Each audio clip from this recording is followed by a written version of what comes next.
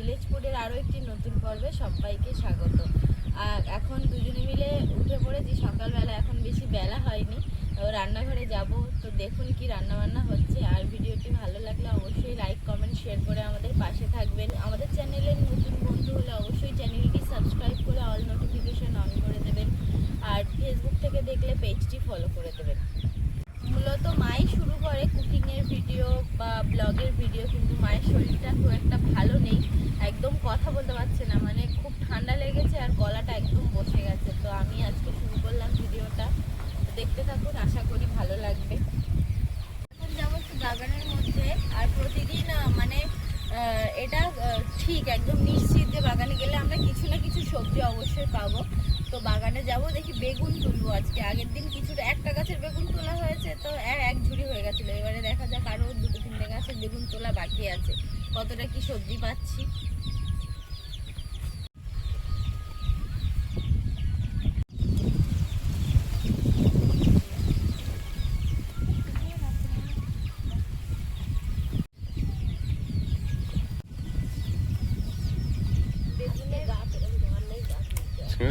বেগুনের গাগুলো একেবারে মানে একদম তেলের মতো টুকটুক করছে, কচি কচি এইভাবে তুলে নাও, না তো বেকার। ওই গাছগুলো এত বেগুন হচ্ছে, ওই গাছগুলো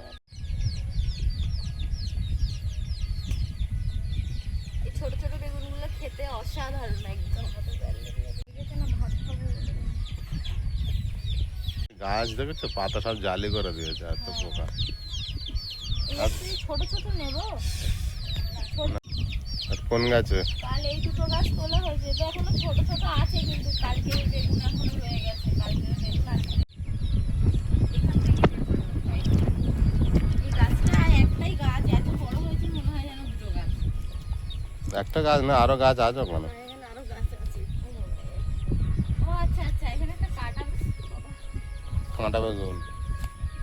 বেগুনটা কাটা মেরে দিল, ভুল হয়ে গেছে। এই গাছটা প্রচুর বেগুন আছে, বেশ বড় বড় হয়েছে। কিভাবে ঝুলছে দেখো, ফ্রেশ আছে ফ্রেশ নাকি? হুম, ভেঙে নাও আস্তে আস্তে।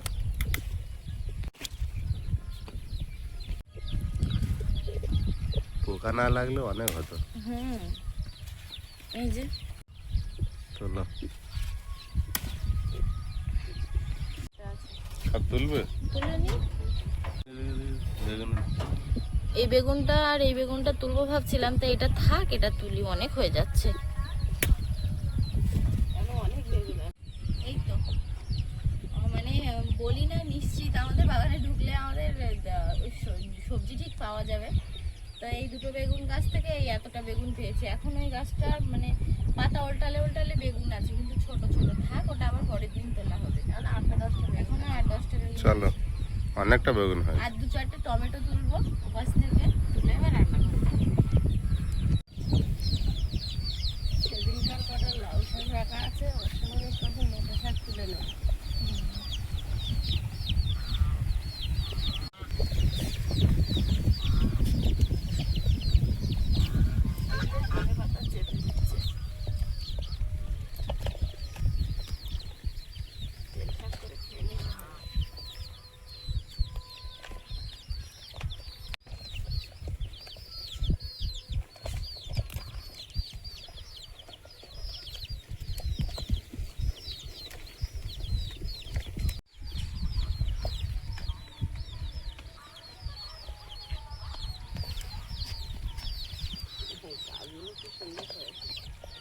কাঁচা লঙ্কা গাছ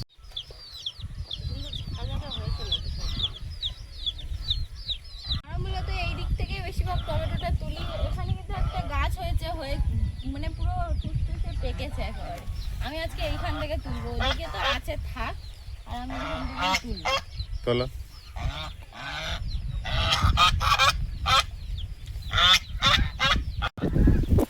একেবারে টুসটুসে হয়ে পেকেছে, একটাই টমেটো গাছ। হ্যাঁ, অনেক কটা আছে।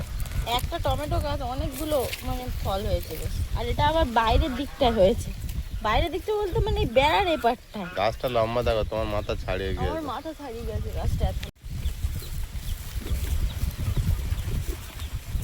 মানে টমেটোগুলোর কালারটা দেখো, গাছ পাকা না? গাছ পাকা ফল একেবারে।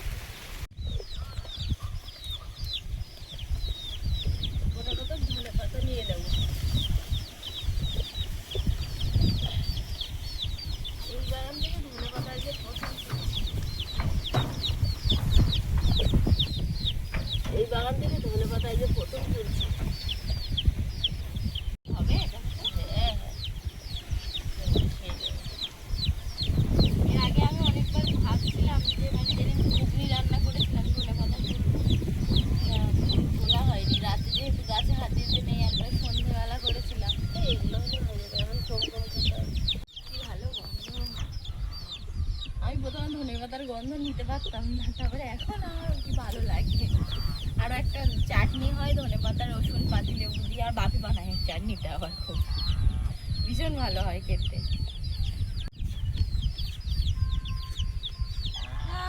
ওটা কি সুন্দর দেখাচ্ছিল কদিন ধরে ধানটা।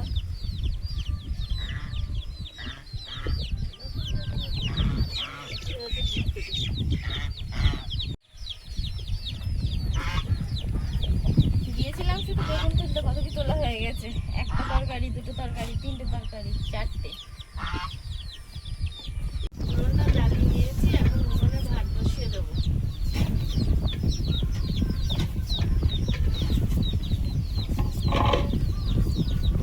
হাঁড়িতে জল দিয়েছি আর চাল এই যে গামলিতে ধুয়ে নিয়েছি, দিয়ে দেবো।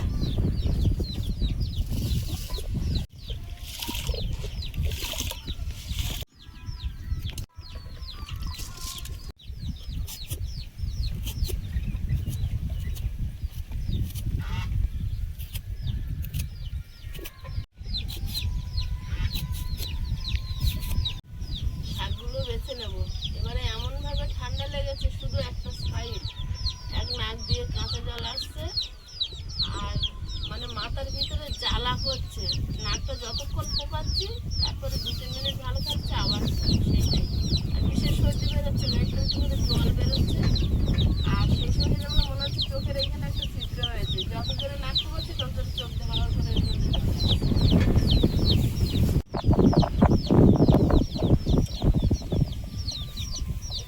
শাকগুলো বেছে নেবো।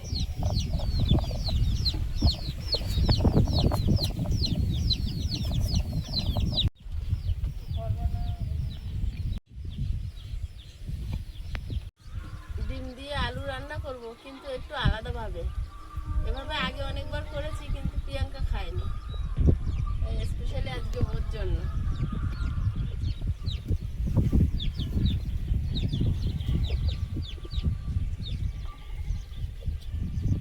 ওটা কি, ওটা কি? ভালোভাবে এইভাবে গর্ত করে নেব।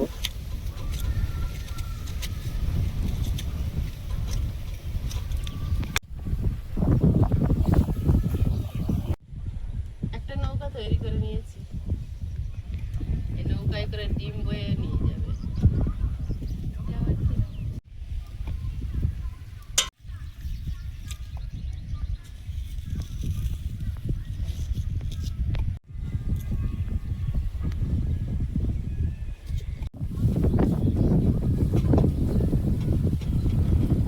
তো বলি কি আছে? মা দাদু তো সেই সবেদা গাছ ছিল, সবেদা বিক্রি করতো। মা নাকি তুলে দিত পাকা পাকা গুলো ধরে আর পকেটে ঢুকিয়ে রাখতো, আর কাঁচাগুলো ছুটে ছুটে মারতো। মা ছোট মামা দুজন মিলে করতো। এই মামা ভাগে দিত বলে, ওই কেন নিজের দিকে বললি খুব গায়ে লাগে না? আর আমি একটু 2 টাকা বের করি। 2 টাকা বের করলি? আমার হয়ে বললো, তা আমার জলজিরা খেতে ইচ্ছে হচ্ছে, আমার জলজিরা খেতে ইচ্ছে হচ্ছে, বের করে ফেলেছি। দাদু সবেদা পারতে আমার তুলে দেবে। যাওনি বলতে। আর দাদু গুনে গুনে হাড়ির ভিতরে সবেদা জানতো, পাগলি দিত খেতে আর কিছু বিক্রি করতো। আর আমরা মামার আমি পরে বিপ্লবার আমি প্লাস্টিক বেশি করতাম মামারা বাইরে। সবেদা আবার গুনে গুনে পারবো চাক দেওয়ার পরে, তারপর গুনে গুনে দাদুর তো বের করে নেবো, গুনে গুনে ঢুকিয়ে দেবো। কম ছিল। দাদু কলা খেয়ে যে জানলা দেখাবে আমরা সেই জানলা।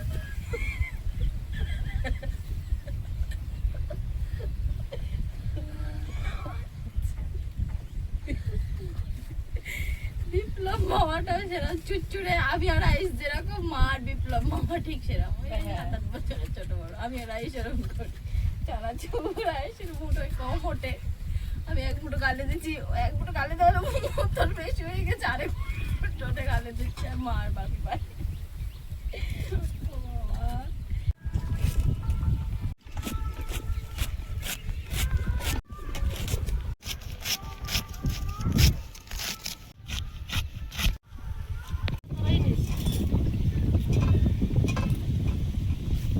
হলুদ গুঁড়ো, লবণ,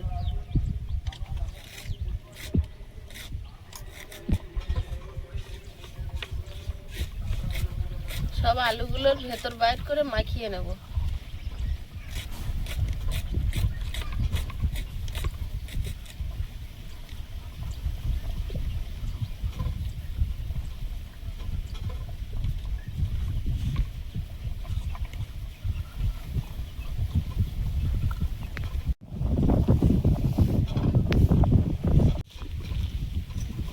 শাকগুলো খুব ভালোভাবে মিহি করে কুচিয়ে নিয়েছি, এবার ধুয়ে আনবো। ডিমগুলো ভেঙে নেব।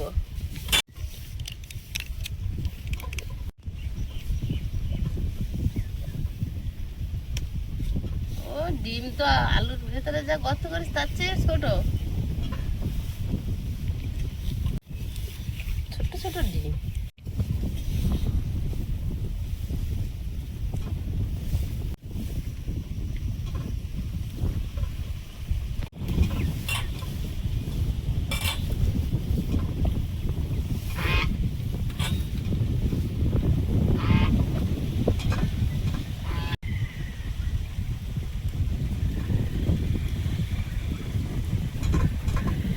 কড়াইতে তেল দিয়ে দেবো।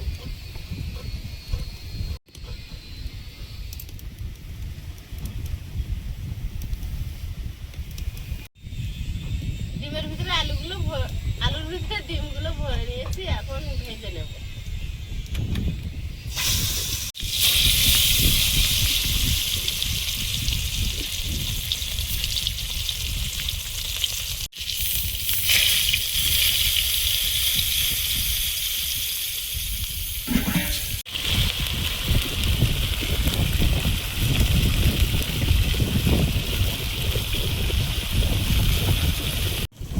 একটু ঢাকা দিয়ে দেবো, দিয়ে কম আঁচে রেখে দেবো, তাহলে ডিমটা ভালোভাবে জমে যাবে। তারপরে উল্টে দেবো। রসুন হাফটা হাফ খালি দেবো। আমি একটু মশলা তৈরি করে নেব, ওই জন্য আদা আর রসুনটা বেটে নেব, আর তারপরে জিরে।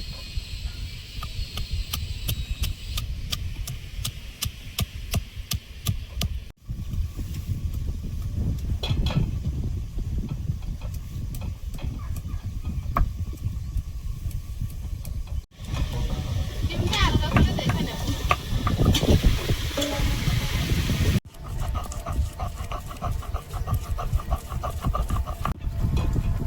মনে হচ্ছে আমাদের তুলে নে, ওই রাইফেল মাঠে তুলে দিতে পারলে। আগে হাওয়ার জন্য একটু তো মানে কি করা হতো, আর এখন হাওয়া বিরক্ত হচ্ছে আমার।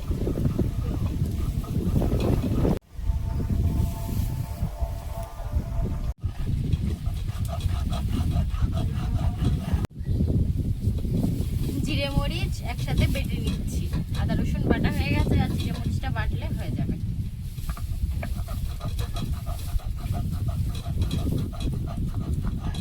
ডিমটা জমে গেছে, এবার উল্টে দেবো। প্রথম কিন্তু আর করবো না।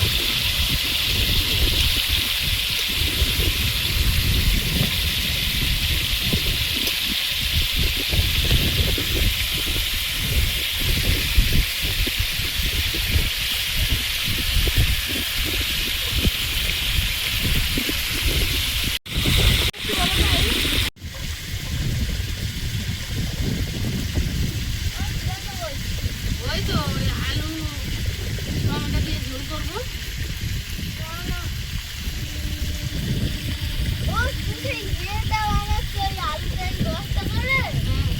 কি করে বুঝলে? আলু তো উল্টানো, শুধু আলু তো। ও বুদ্ধি আছে মাথায়।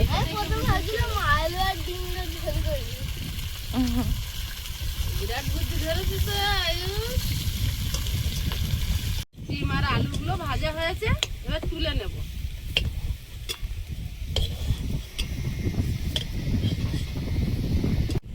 এবার তরকারিটা রান্না করে নেব। কড়াইতে তেল দিয়ে দিচ্ছি, গোটা গরম মশলা,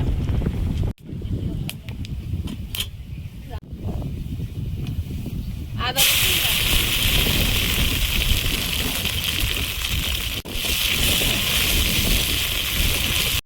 পেঁয়াজ, হলুদ গুঁড়ো, লবণ, লঙ্কার গুঁড়ো, টমেটো,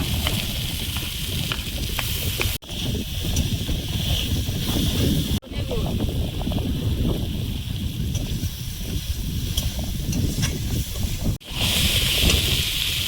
সামান্য একটু জল দিয়ে মশলাটা কষিয়ে নেব। মশলাটা কষানো হয়েছে, জল দিয়ে দেবো।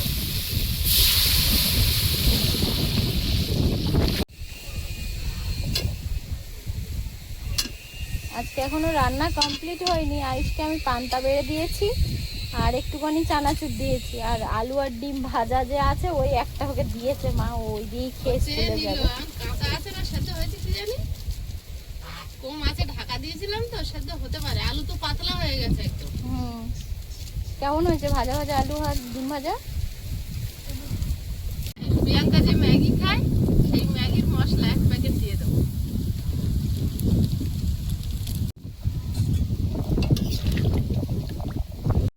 আর ঝোলের মধ্যে দিয়ে দিলাম 4-5টা চেরা কাঁচা লঙ্কা। আমাদের আয়ুষের কোনো মানে দাবি নেই, ওকে শুধু পান্তা ভাত দিলেও পান্তা ভাতটাই খায়। পান্তাটা একটু ভালো করে মিশিয়ে দিয়েছি। হ্যাঁ আমি মিশিয়ে দিয়েছি, ও একটু মাখিয়ে দিতে পারলে পান্তা ভাত সেদ্ধ ভাত যা দেবে ও খেয়ে নেবে। ও কোনো ব্যাপার না, যে বায়না করে না কখনো যে এটা করে দিতে হবে ওটা করে দিতে হবে। ঝোলটা ফুটছে, এবার ডিমগুলো দিয়ে দেবো। বাতাসের মনে হয় শুধু আফসোস আমাকে তুলে নিয়ে যেতে পারছে না। কি পরিমাণে যে হাওয়া এই জায়গাটা, এই যে এইটা দেখলে ভালোভাবে বোঝা যায়, মানে পুরো নিচু করে আবার উঁচু করে নিয়ে যায়। এই যে গাছপালাগুলোর এই অবস্থা।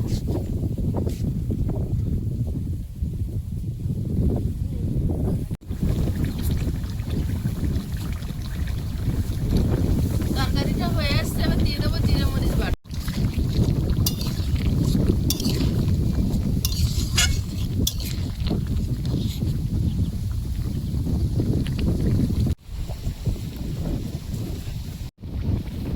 ধনেপাতা কুচি,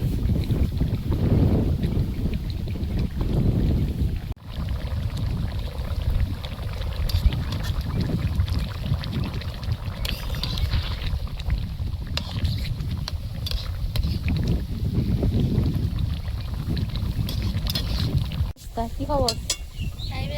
আবার তুমি টাইম আনতে এসছো? মানে বাকি ছিল না? কাঁদতে এসেছে, বিপদ হলো। ভয় করে। সাবধানে উঠবি আর নামবি।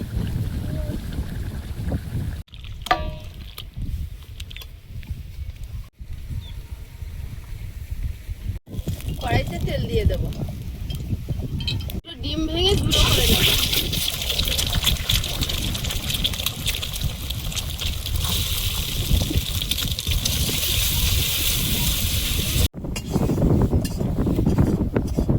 কড়াইতে তেল দিয়ে দিচ্ছি, ফোড়ন।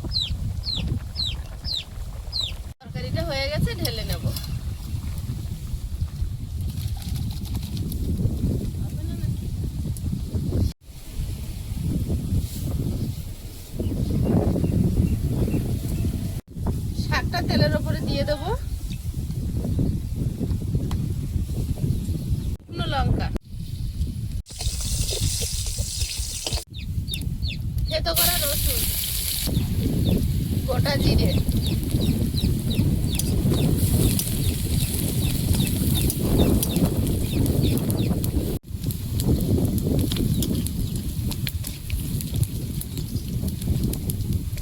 শাকটা দিয়ে দিই।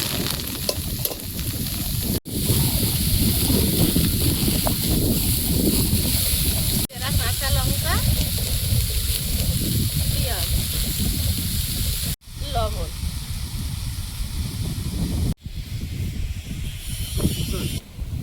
কিন্তু রাত হলে হয় না। রাতে গরম লাগে, একদম কারেন্ট চলে গেছে, আমরা গরমে ঘুমাতে পারি না, দরজা খুলে বসে আছি কিন্তু হাওয়ার দেখা নেই। 5টা বেজেছে আমার হাওয়া শুরু হয়। আকাশ কিন্তু এতদিন হাওয়া শুরু হয়। হাওয়া দেয় না। হেভি হচ্ছে শাক ভাজাটা।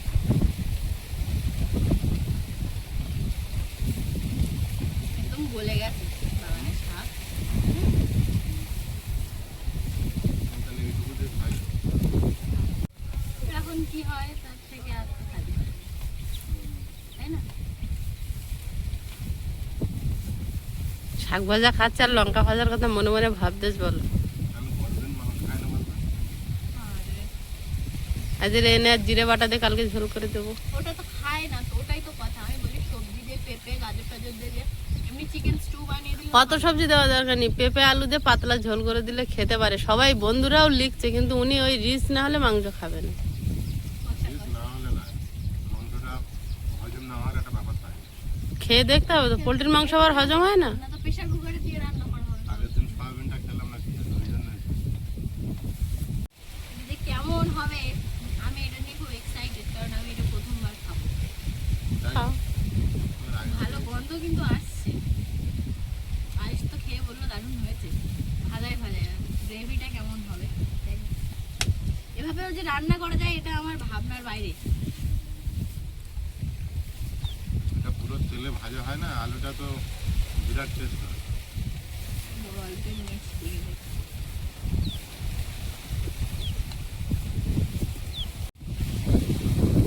বাবা উড়িয়ে নিয়ে গেল এবারে।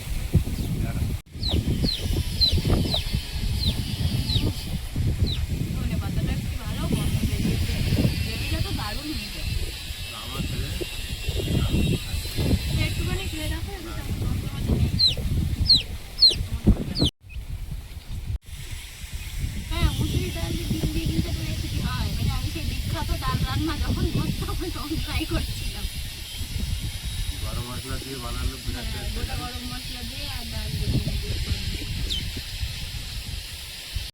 আমি ভাবছিলাম যে আলুটা মনে হয় সেদ্ধ হবে না, কিন্তু আলুটা একদম পুরো যেমন সেদ্ধ তেলে হয়। ভাজা তো সেদ্ধ হবে না কেন? আয়ুষ ভাজা খেয়ে নিল আর ও এখনো ভেবে যাচ্ছে আলুটা সেদ্ধ হবে কিনা।